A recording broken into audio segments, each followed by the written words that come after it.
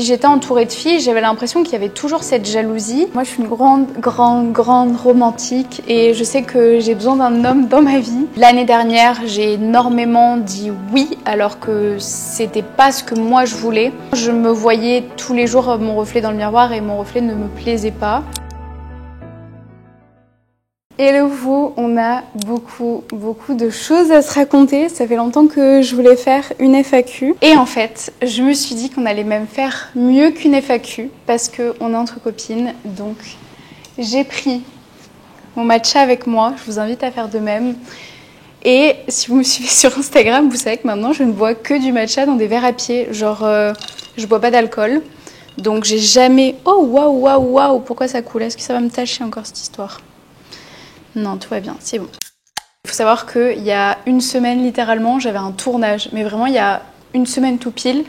Tournage, je prends un matcha dans le taxi, je me verse tout le matcha dessus, donc j'ai dû faire l'aller-retour, je suis arrivée en retard, etc.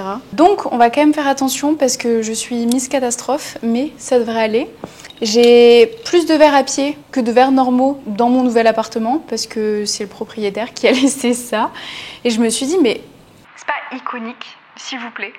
Et en plus, la petite astuce, c'est que on peut plus se remplir de matcha.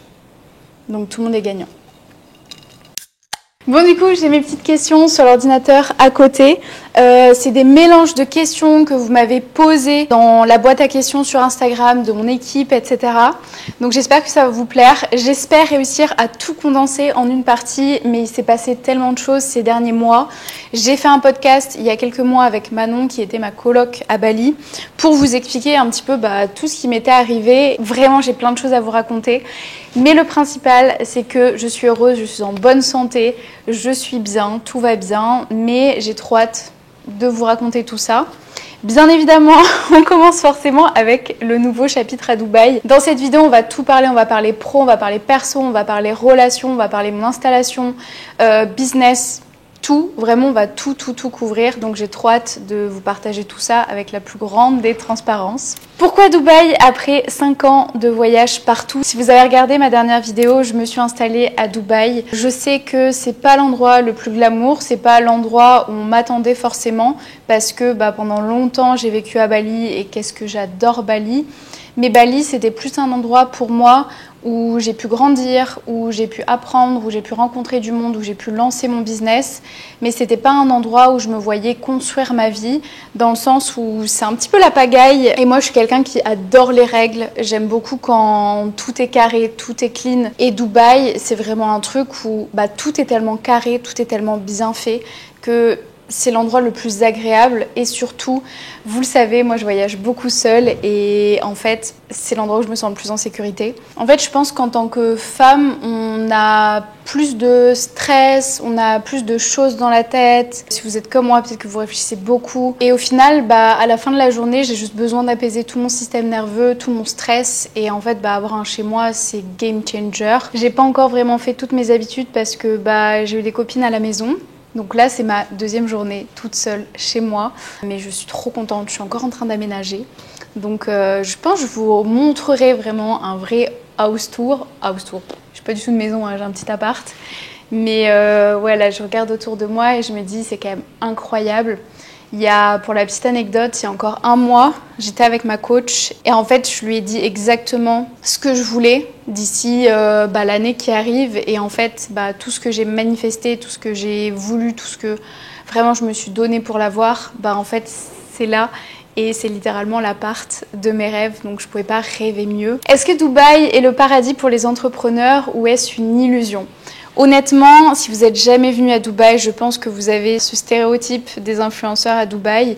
Et en réalité, il y a beaucoup plus qui se passe derrière ça. Comment vous dire, là, je suis dans un appartement, j'ai toujours rêvé d'être entourée de buildings, sauf que j'ai la vue sur l'eau, sur la marina.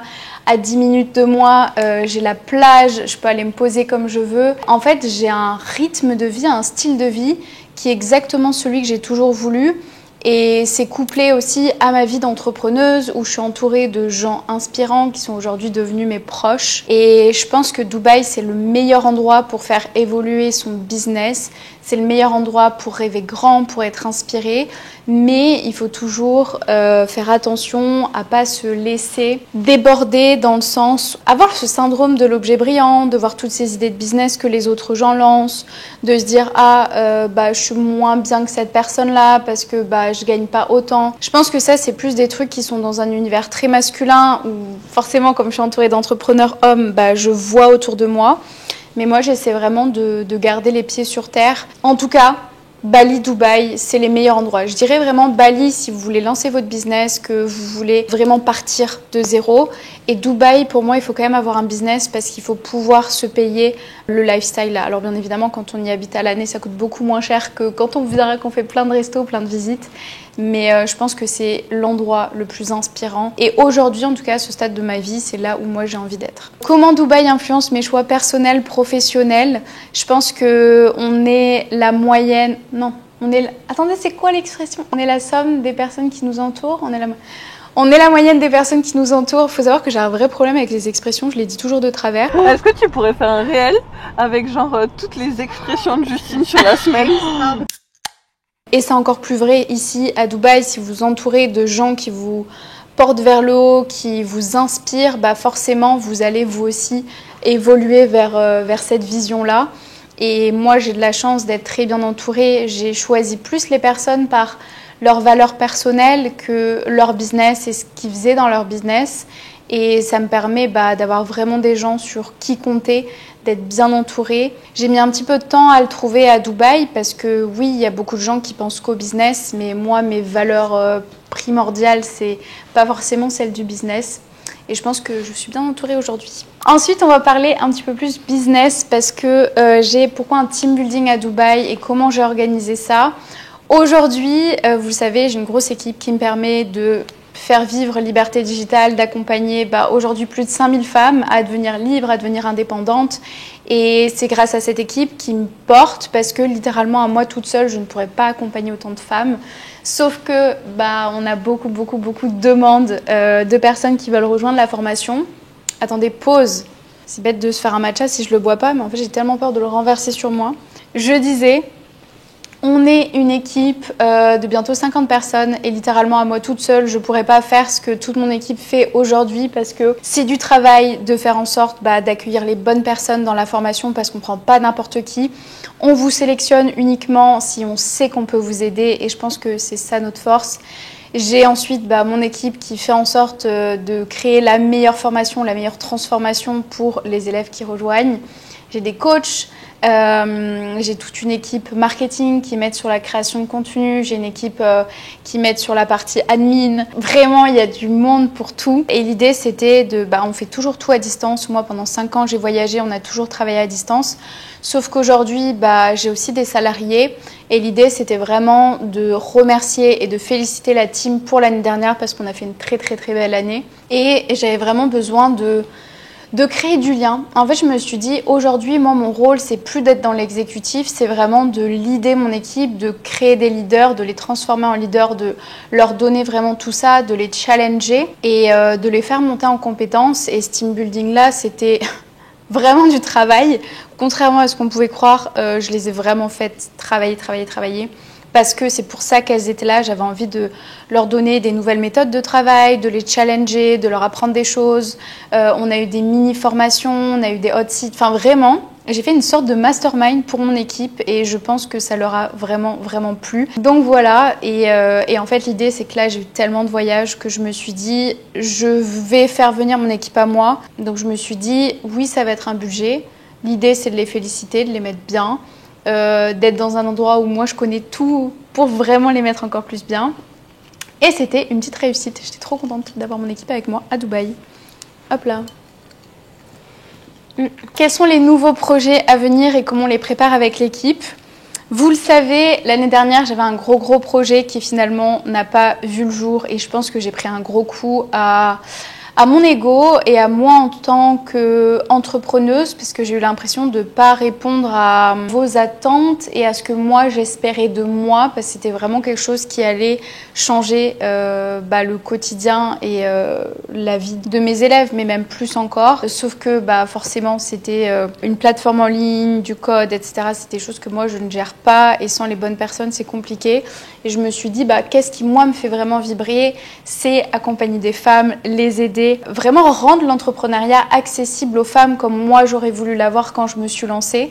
Et d'ailleurs, si tu regardes cette vidéo, je t'ai préparé une présentation gratuite que je t'ai mis dans la description où je t'explique exactement comment toi aussi tu peux lancer ton activité, générer plus de 3 000 € par mois, prendre ton indépendance, prendre confiance en toi, et c'est totalement gratuit, ça t'engage en rien. Mais c'est vraiment ma mission. Donc je fais du contenu tous les jours pour vous.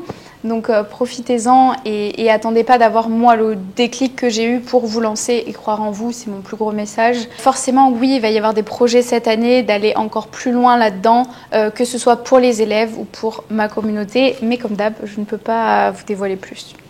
Pourquoi j'ai décidé de reprendre le sport et comment je m'y suis remise? Si vous me suivez, vous savez que l'année dernière, ça a été compliqué pour moi. Je pense que quand je suis aménagée à Paris, je devais faire 1 ou 2 cours de pilates par semaine.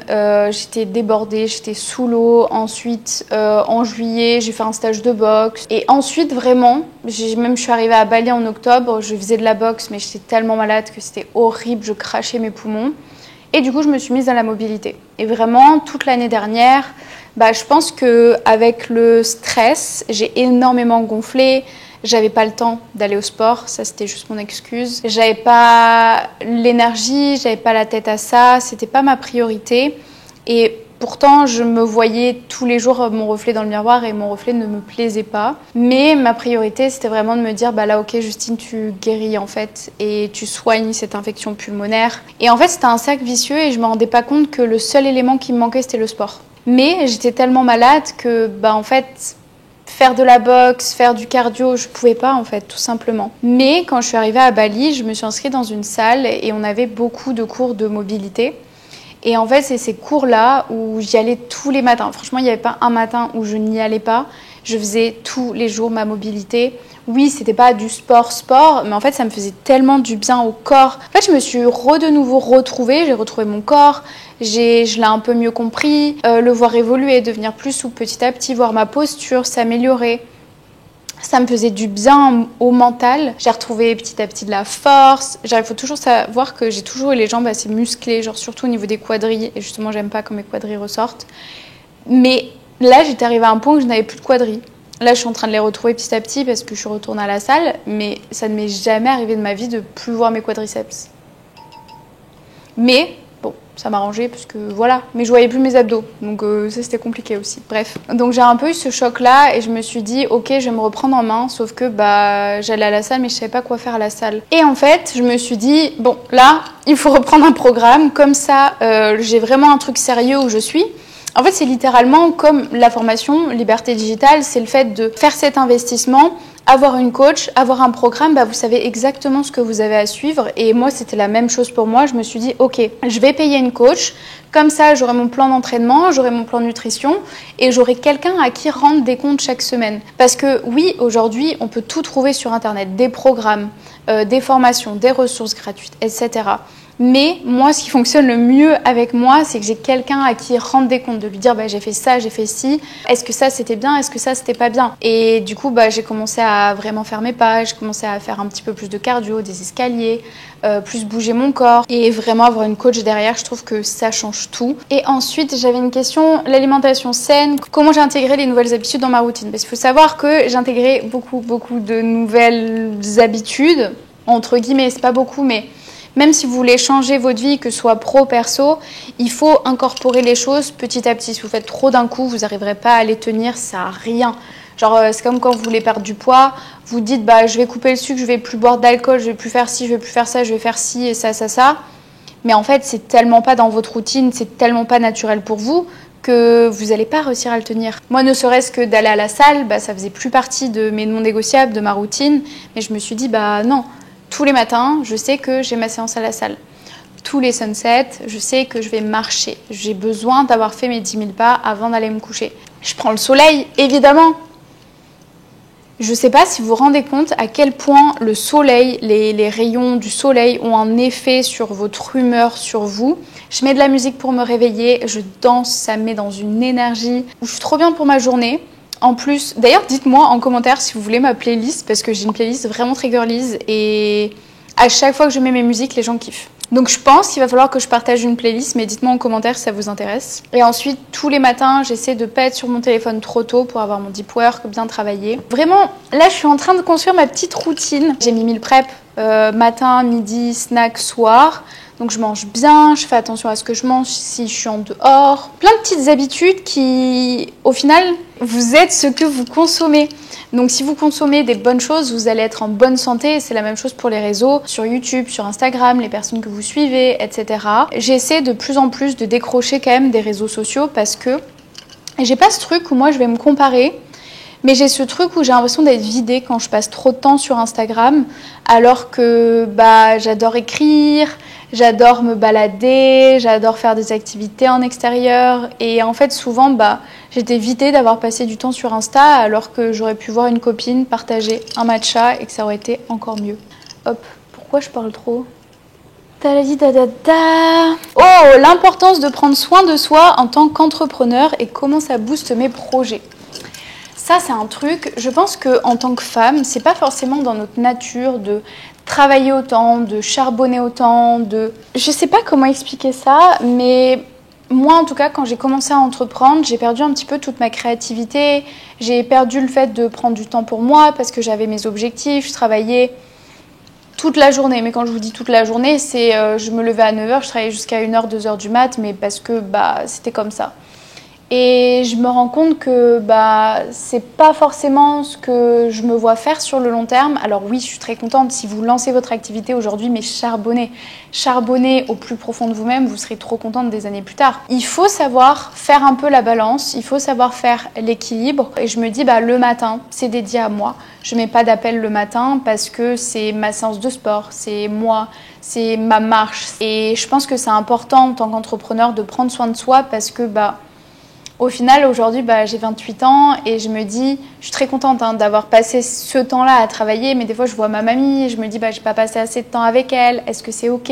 C'est un truc où je me dis, c'est où la limite de à quel point je vais charbonner dans mon travail pour me payer la vie de mes rêves ? J'ai aussi envie de profiter de ma vie, en fait, et je pense que la vraie liberté, en tout cas d'après moi, c'est de pouvoir faire ce qu'on veut faire quand on veut le faire.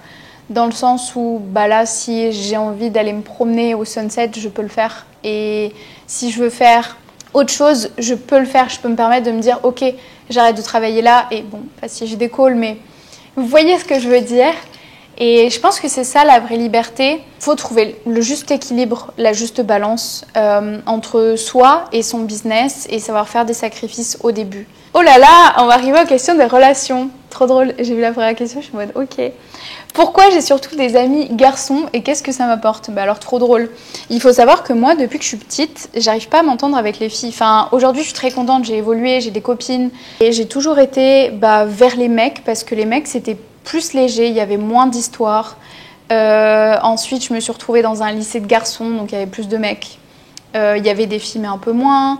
Ensuite, j'ai été à l'université, j'étais en fac de maths, donc forcément, j'étais entourée de garçons. Ensuite, j'ai été en école de commerce, dans le sport, donc pareil, on n'était que 3 filles dans la classe. Enfin, ça a été que des trucs où j'ai évolué tout le temps entourée de garçons. J'ai jamais rejeté les filles, faut entendre.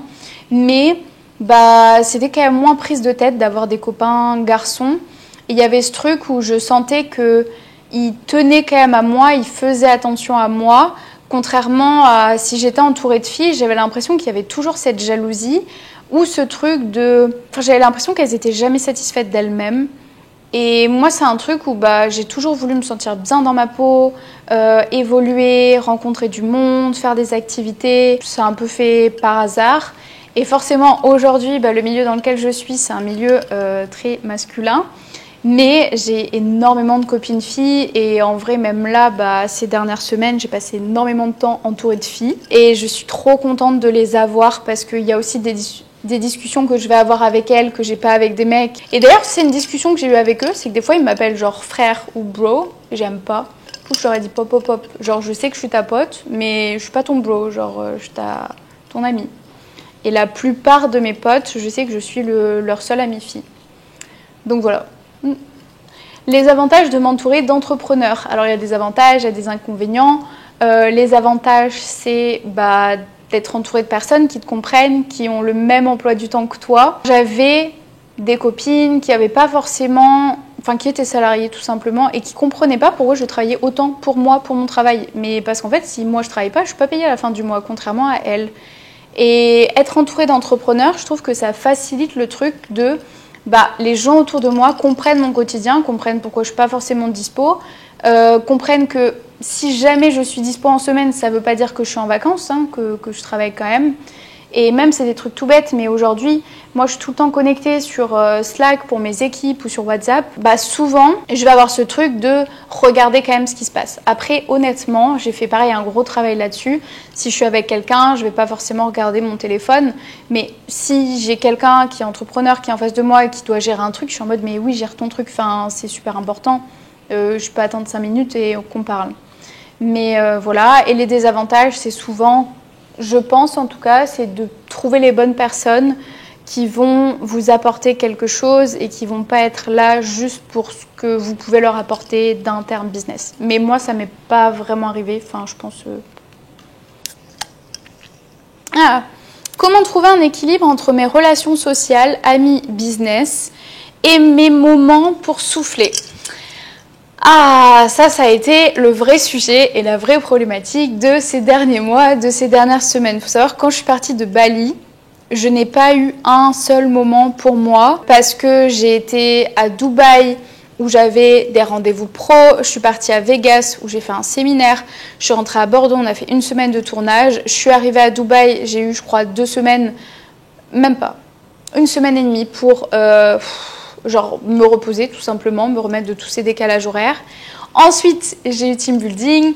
Ensuite, j'ai mes équipes qui sont quand même restées 1 semaine de plus pour certaines. Et après, j'ai ma copine Popo qui est venue. Du coup, je n'ai pas été toute seule depuis des mois.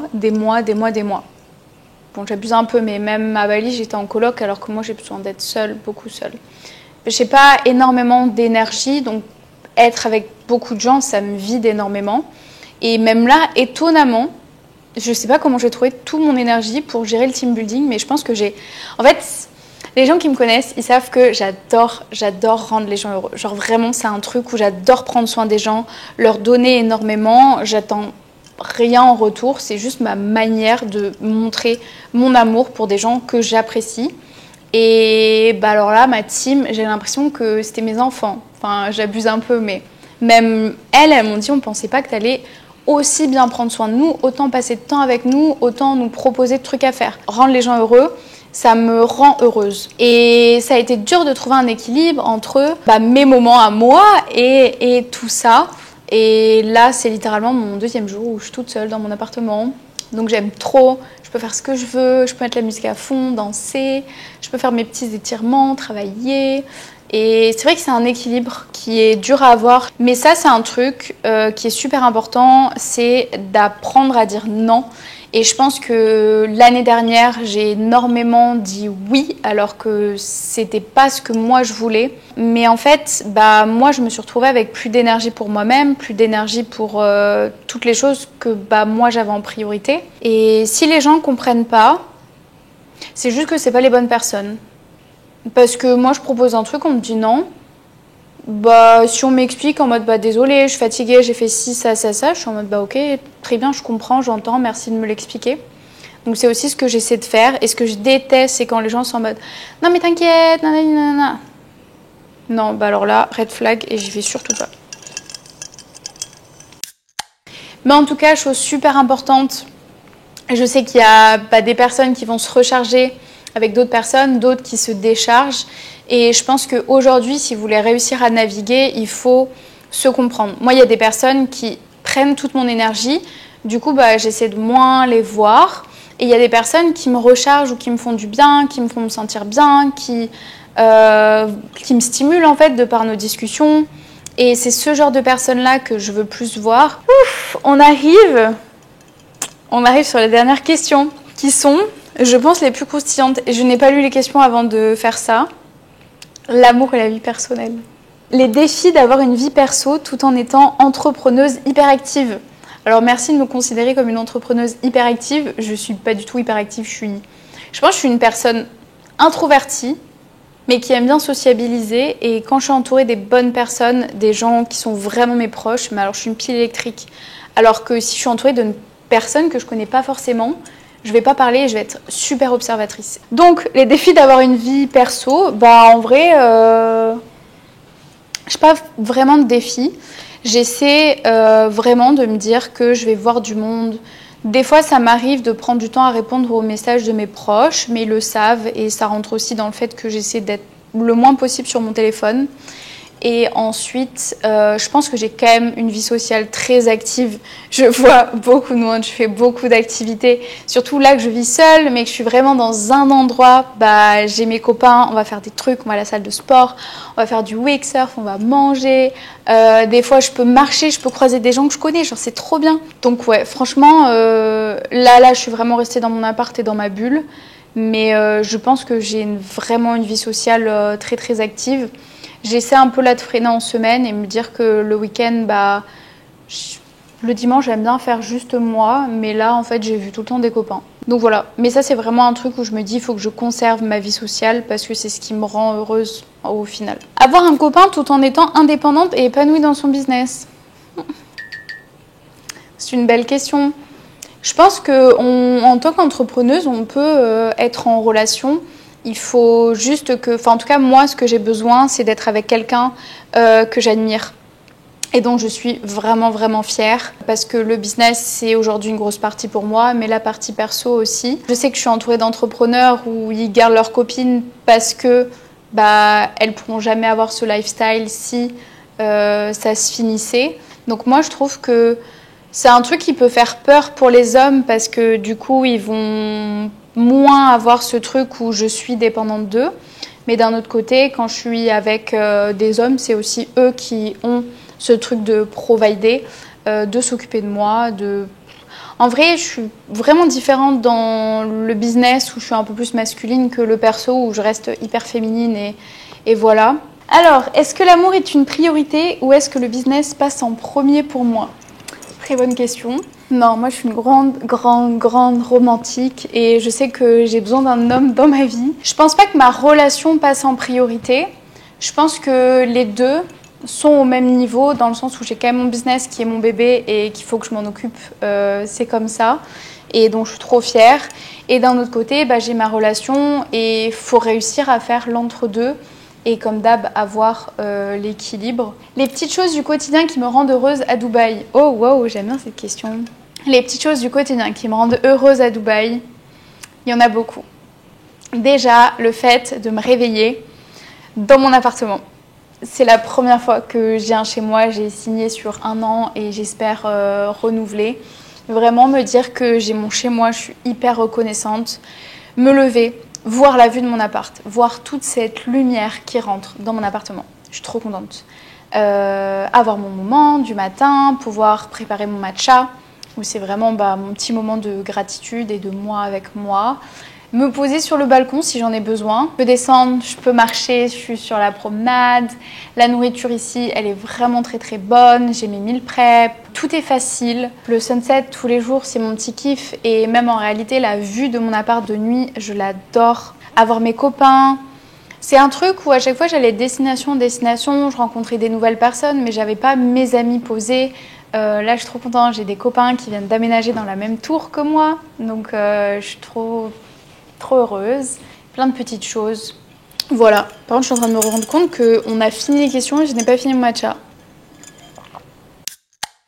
Bon, on a fini cette foire aux questions ou ce chit-chat matcha et j'espère que ça vous a plu. Je vais essayer vraiment d'en faire plus régulièrement parce que je me rends compte qu'il Il y a quand même plein de problématiques, plein de trucs auxquels je réfléchis dans ma vie, que j'ai pas forcément le réflexe de vous faire une story sur Instagram, de vous en parler dans un vlog ou etc. Mais là que je suis chez moi, que je suis installée, je vais pouvoir vous faire beaucoup plus de contenu et forcément j'ai envie de vous apporter plein de choses. Donc si vous avez des questions auxquelles je n'ai pas répondu, que ce soit business, perso, n'hésitez pas à les mettre en commentaire sous cette vidéo, je vous y répondrai avec grand plaisir. Et je vous dis à très vite, à la semaine prochaine pour une nouvelle vidéo sur ma chaîne. Salut!